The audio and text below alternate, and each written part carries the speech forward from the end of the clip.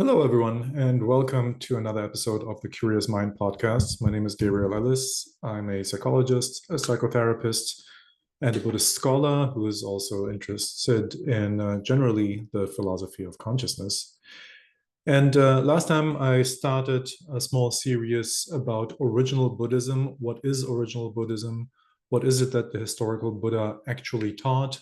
And what might be misconceptions about Buddhism that are based on either not Buddhism at all or on additions to early Buddhism that came from a time about 200 to 400 years after the Buddha, during which those oldest Buddhist teachings that we have in writing were compiled. Again, to repeat from last time, uh, the teachings of the very earliest of Buddhism were not fixed and written down uh, centuries after the lifetime of the original Buddha, probably around 200 to 400 years. And during these years, Buddhism has changed, the society around Buddhism has changed, and so have the teachings changed as well that we find recorded. So if we go back into the oldest Pali, or sometimes called Theravada Buddhism literature, we cannot expect that what we find in those oldest texts are indeed the teachings that the historical Buddha gave to his disciples. Today, I want to cover a few more fields until next time when I will conclude this small series with going finally in depth into what the teachings of original Buddhism were. So there is kind of an image of the Buddha that he freely gave his teachings about liberation to anyone who asked. So the idea is that he walked around, that he was preaching, that he met people, be it rich donors, lay people, ascetics from other sects, and of course, Buddhist monastics, and that to each and every one, as long as they were interested, he was teaching liberation. But if we follow the texts diligently and we'll go into the details, it is most probably not correct.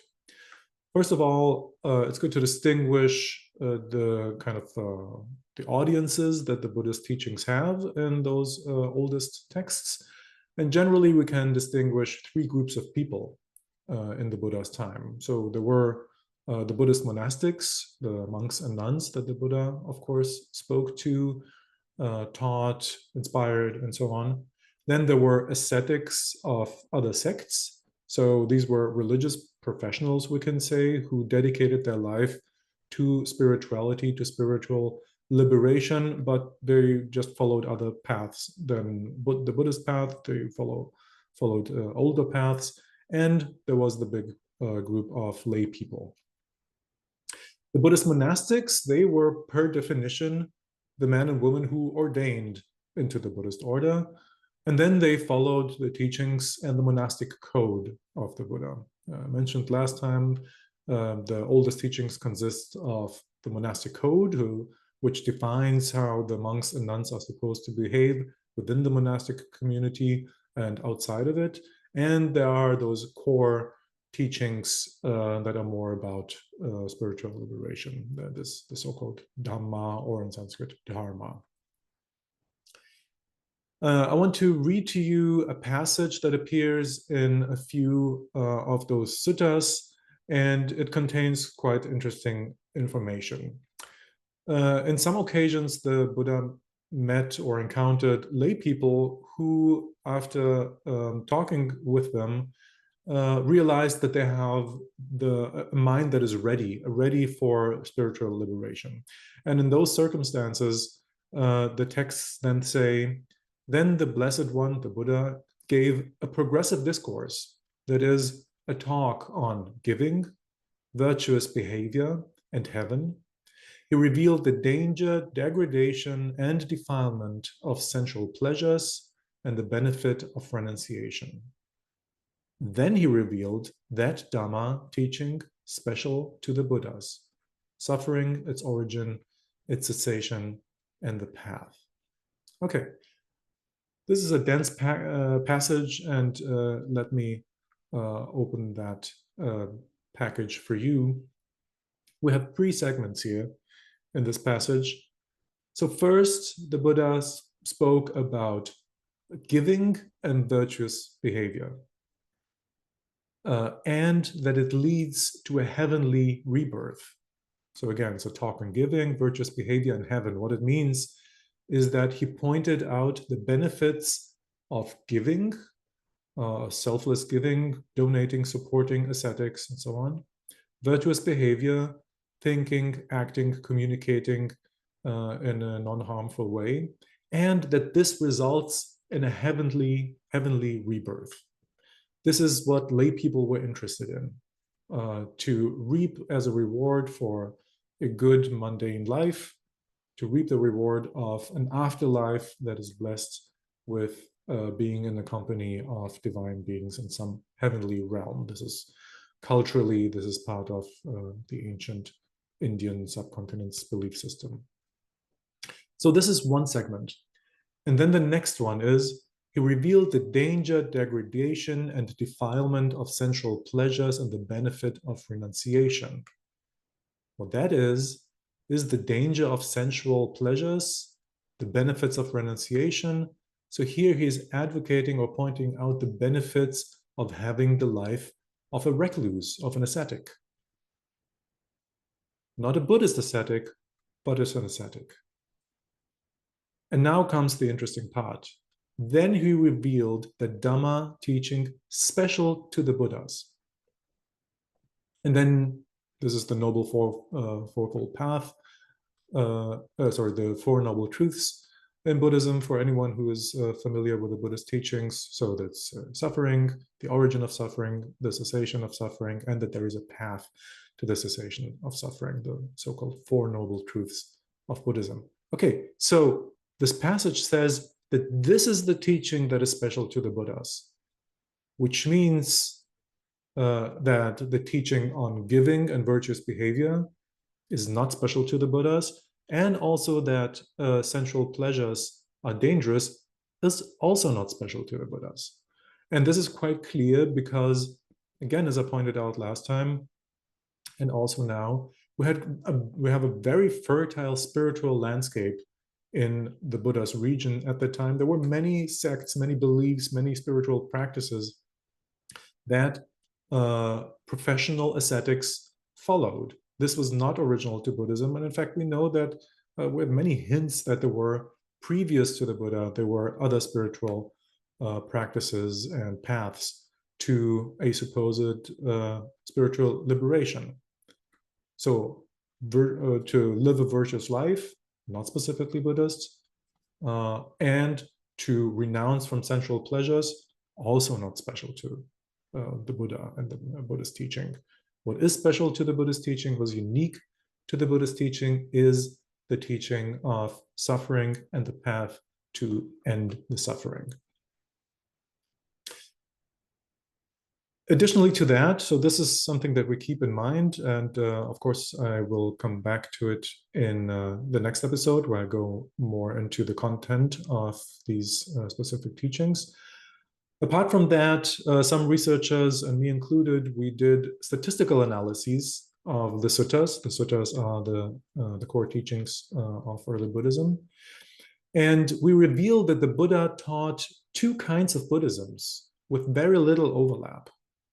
He either taught the Eightfold Path, which is the path to the cessation, the path to ending of suffering. So he either taught the Eightfold Path, jhana, and samadhi meditation.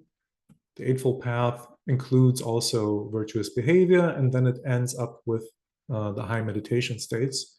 So he either taught the meditation path, in brackets, potentially to Brahmins who believed in some form of soul or self. We have some statistical hints that this was the case. This on the one hand, or on the other hand, he taught the path of anatta, which means not self, probably to people like non-Brahmins who didn't have a strong belief in the spiritual self. The hypothesis here is that the teaching of anatta was indeed core, fundamental, original Buddhist, but that the Buddha had to deal with many people who came with such a deeply ingrained belief and conviction of a spiritual self, something like a soul, equivalent, of course, in the Indian culture, that they might have had difficulties to adapt a practice and a teaching that is based on not having a soul, not having a self. And so that the alternative was to teach them a path of spiritual liberation per deep meditation, and that this might have led to the same insights, to the same spiritual liberation of Nibbana as the other path. And the hypothesis is that whoever was more receptive to something more fundamental and unique of the Buddhist teaching, that they might have been given the path of anatta or not self, or the practices of anatta or not self. The ascetics of the Buddha's time and place, like I mentioned, there are many. If you want to look into the Buddhist teachings, there are also publications about it. They are most likely not yet Brahmins, as I described last time. The Brahmins, most probably during the Buddha's lifetime, were about to settle in the regions where the Buddha lived, but were not settled so much as they would constitute a big amount of the spiritual community, of the spiritual professionals there. Instead, we find spiritual practitioners who belong to the region of Magadha or Kosala, where the Buddha lived. And I want to give you two examples of which we know also a little bit more about the spiritual practices. Unfortunately, those spiritual traditions don't provide teachings and scripts that come from around the time of the Buddha. So the Buddhist texts are the oldest from this region, but we have a spiritual group that is also alive today. These are the so-called Jains. They were called in the Buddhist suttas, they had a different name. They were called the Nigantas, which means something like they were free from all ties. This is the name that they were given in the Buddhist texts. And Jainism still persists today. They have as a core fundamental practice of the Jain monastics, they have an extreme form of nonviolence. They very often, the spiritual professionals, the monastics, they are naked or almost naked. If you've seen a documentary about India, they might have a cloth just at the mouth so that they don't accidentally breathe in and thus kill insects. They might sweep the floor in front of them in order not to step on ants. So this is a very strong commitment of those practitioners to nonviolence, to not harming. But unfortunately, we have written texts only later than of Buddhism. It would be fantastic if research could discover and analyze teachings that come from around Buddhism, because that would give us such a clear idea how Buddhism differentiated itself from those other traditions and from Jainism, or the Nigantas, as they are called. Nonetheless, we have some description of what those teachings of the Nigantas were from the Buddhist perspective. They seem to have as a goal a termination of kamma, Pali, karma in Sanskrit, which actually means action, actions, or the results of fruit of action. Activities, mental activities, bodily activities and actions are, and this is something that is a very common belief and understanding in the Buddha's region, that actions and their results are something like the fuel for the momentum of the rebirth machine. So as long as we act and we act upon the results of our actions and so on, that this is a never-ending movement, and that this allows, after the death of the physical body, for a rebirth to happen in an endless cycle of karma and rebirth. And the end of that cycle of rebirth is, with a little bit of simplification, the goal of most of those spiritual traditions that were around that time. So this is not specific to Buddhism. It's probably not specific or originated from Jainism, but is something that somehow was a belief system in the culture in Kosala and Magadha. So accordingly, also for Jainism, the termination of karma, was the path for salvation. As I mentioned, non-violence was a main practice, also in the suttas, so from the perspective of the Buddhists at the time. To give you an example of the practice of this, there is a rule for monastics that they're not allowed to dig in the ground. And that in order not to harm animals that live in the ground. And it seems that this rule for the Buddhist monastics was introduced because they lived in an area where people followed something like Jainism, and that it was not inherently a Buddhist commitment to such an extreme nonviolence, but that the population was following the spiritual teachings of, for example, Nigantas or Jains, and was averse against spiritual people who would dig in the ground. And and as a consequence of that, the Buddha advised or told his monastics to adopt this rule: don't dig into the ground, because we don't want to alienate the lay population that has this strong commitment towards nonviolence. Okay, so nonviolence is a core teaching of Jainism. And another one is that the path to the salvation, the path to the ending of karma, of actions and their results, is partly brought about by austerities. Austerities means it's a practice of enduring hardship and pain. And what is important here, it's a practice of endurance and pain. And this is something that the Buddha was against.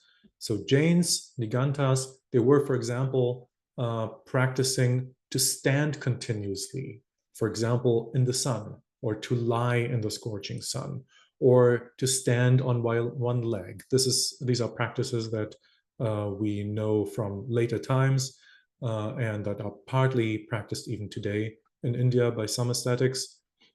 And the idea is that I endure this hardship, I endure this pain, I feel uncomfortable feelings of pain, discomfort, and so come up, and I don't react to them.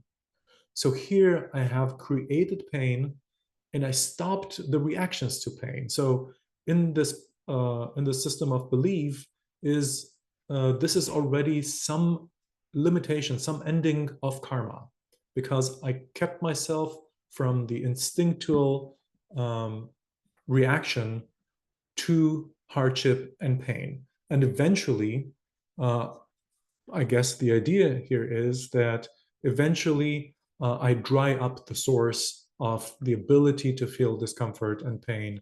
And of course, the ability, on the other hand, to feel pleasure from following my sensual desires. That, of course, was shunned as well. Other austerities are to eat very little, to fast, and intentionally to fast, to owning little or nothing, to endure the physical hardships of daily life and ascetic life, and this without complaints, to endure heat, cold, hunger, thirst, and so on. Another important aspect for the Jains is truthfulness, and, as I mentioned, to avoid sensual pleasures. Similarly to the Jains, especially original Buddhism, this changed later in later parts of the texts. Original Buddhism also practiced austerities and saw a benefit in practicing austerities. For example, the rule to eat only once a day This is something that the Buddhist monastics have been dedicated to. Also, early layers of the text describe in a positive way to endure hunger and thirst, pain, and insults from ignorant lay population. The difference here is that the Buddhist monastics are not supposed, they mustn't inflict it to themselves.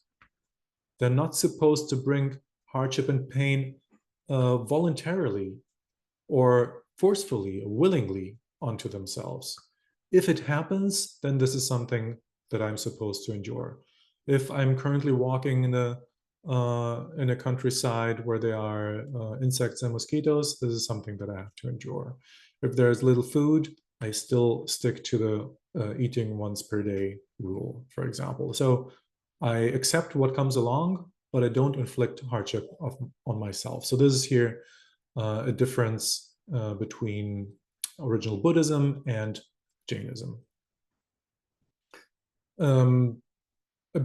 Another difference is we cannot tell it for sure. There are exceptional states of mind that come along with this Jain or Niganta practice of kind of non-movement physically and emotionally. But it seems that a huge difference in terms of real spiritual practice of original Buddhism was that they had a high, really high development of specific meditative states, not just those exotic states of mind where we become kind of elated and feeling of self-control when we overcome the discomfort of physical pain, but much beyond that, a development, a almost scientific development of the mind, of meditative states, of understanding of the mind, of gaining wisdom, and so on. Of course, we only have the Buddhist perspective here, but it seems that this was truly the case, that the Buddha and his immediate followers truly had deep insights into the meditative mind. I want to discuss a second group of people. These are the so-called Ajivikas. They had a teaching of predetermination, of destiny, and of fate. Fate. They taught that there is no free will, and that there is no control, and nothing like one's own strength to overcome obstacles. And here I want to read a small quote from you of how the Ajivikas were described in the Buddhist texts. Just as a ball of string, when thrown, runs till it's all unraveled, so fools and wise run on and circle round till they make an end of suffering. What this means is that here the Ajivika teachers say that you can do whatever you like. Your destiny is already written. You can practice spiritual teachings, you can meditate, or you can just live a completely mundane life. There will be an end to the round of rebirth. There will be an end to suffering, but it is not something that you bring about. It's just something that happens. This is one aspect that we can identify as a teaching of the Ajivikas at the Buddha's time. And here the Buddha is very strong in his rejection of this teaching. Why? Because this goes so counter his own teaching. The Buddhist teaching is based on strong will, of energy, self-determination, struggling through the meditation in order to climb this ladder of the more and more purified mind. This was the basis for the practice of the Buddha's teachings. And proper effort will determine a better rebirth or liberation, and not fate. And fatalism will make people not to practice. If you are told it doesn't matter what you do, whatever will happen anyway, then this will, and particularly from the Buddhist perspective, this will discourage you from trying to do better. And here he saw the Ajivika teachings as very detrimental and dangerous to pursue.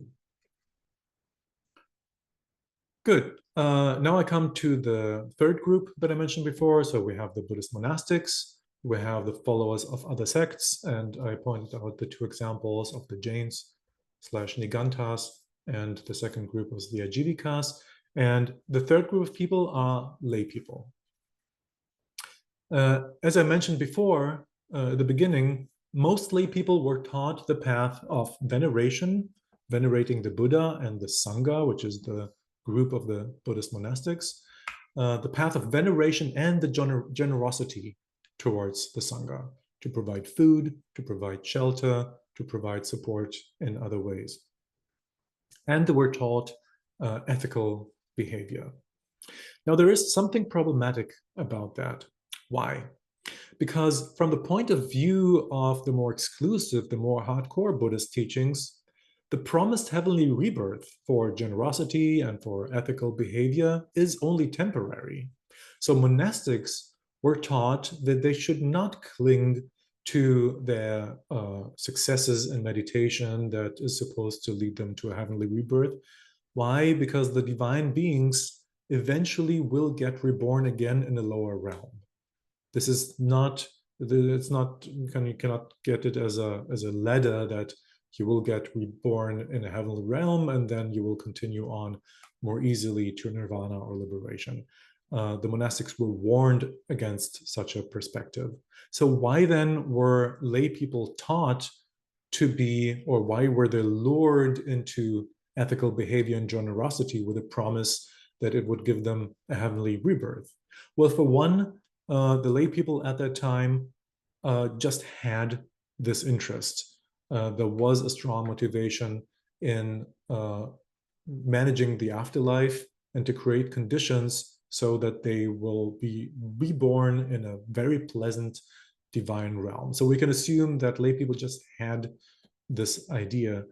Another hypothesis is that it would have been quite difficult to convince them of the opposite, to tell people with such a mundane kind of interest in the afterlife and a pleasant place in afterlife, to tell them that actually their belief is wrong and it would entangle them even more, or would not let them give them a path to get out of the cycle of rebirths.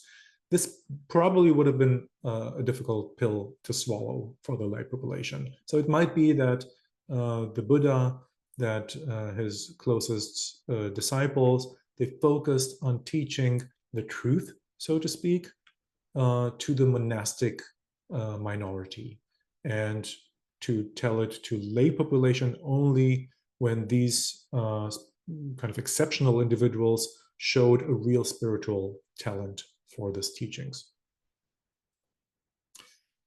As I mentioned in the last episode, it is likely that many of the teachings to lay people are in fact the product of later Buddhism, when monastics were less living and meditating in the forests, but lived close to urban areas, and so they adjusted their teachings to the needs of the lay population. So when we find those teachings on generosity, on donations, on ethical behavior for the lay people, when we find that so often in the Buddhist texts, it might well be that a lot of this material actually comes from or is rooted in the fact that Buddhism in the 200 to 400 years until the texts were fixed moved closer to the urban centers and satisfied more the needs of lay population.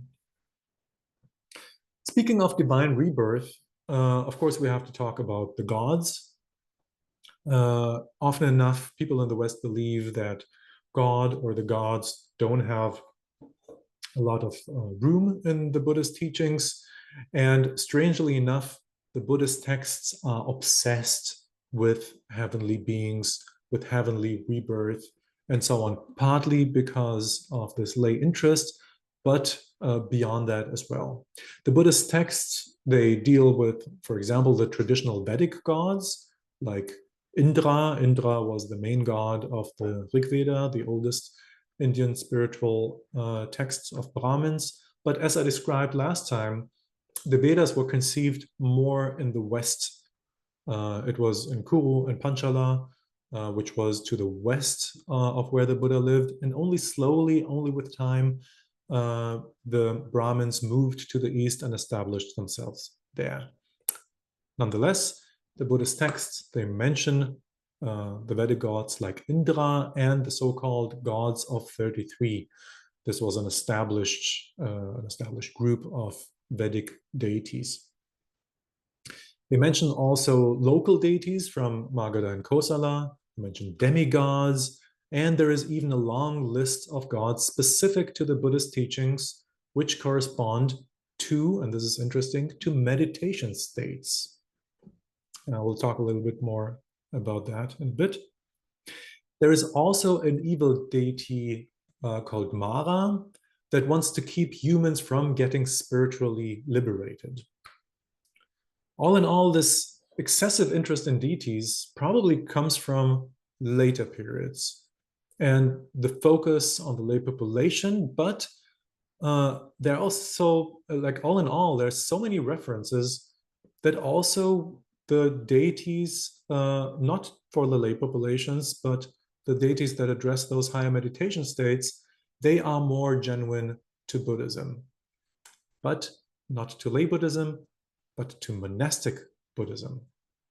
We have to assume that even among the monastics who were in so many other places discouraged from pursuing rebirth states as deities, that they still had a strong interest, that there was still a strong interest in the monastic community in the level of in those heavenly realms and the rebirth as heavenly beings. The content of those suttas that relate to gods and deities is mostly to show that the Buddha is far more worthy, far more superior. He's worthy of worship. He's more powerful. He's more wise than those deities. This is mostly the content of these god or gods related suttas. Another group of suttas has almost like a scientific aim. And this is to show that specific states of mind correspond with specific realms of rebirth. Why scientific? On the one hand, we have, like I said, a deep understanding, a deep classification of meditation states with higher and higher realms of purification, subtlety, loftness, and so on. And then it seems that a certain group of more academically or scientifically inclined monastics developed the concept that each of these distinct meditation states, if, for example, a monastic died without being liberated, that this meditation state should result in something that is higher than just a basic heavenly realm, that a high meditation state should result in a high deity rebirth. And the even more subtle meditation state should result in an even more exalted divine realm. And so we have kind of those matrices where the meditation state corresponds to the rebirth realm. And this is quite pedantic in a large group of suttas. Again, I can refer you to my dissertation where I show this, the development of the content there. And we can not expect that these kinds of pedantic correlations between meditation states and rebirth realms are in fact teachings of the original Buddha, of the earliest stage of Buddhism. It breathes a different, more pedantic spirit. An exception I want to talk about more in detail next time is the deity and the spiritual concept of Brahma.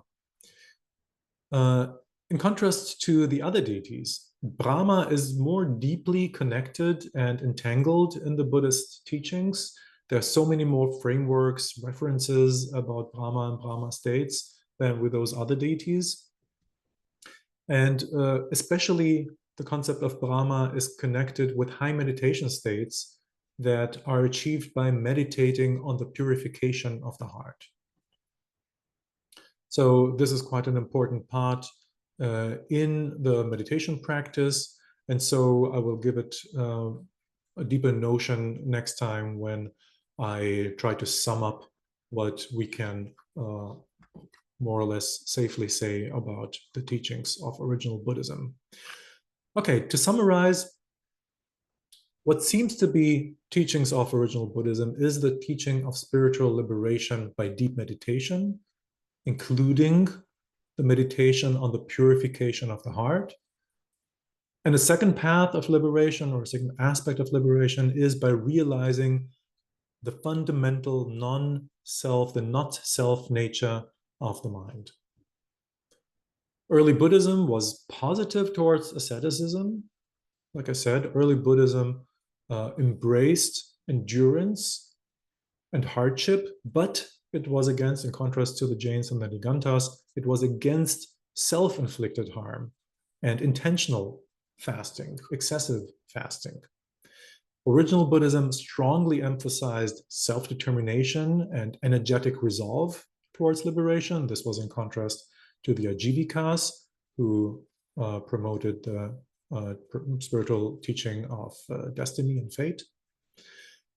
And probably not geared towards the lay population, but not exclusive to Buddhism, were teachings of generosity and heavenly rebirth as a reward for good behavior.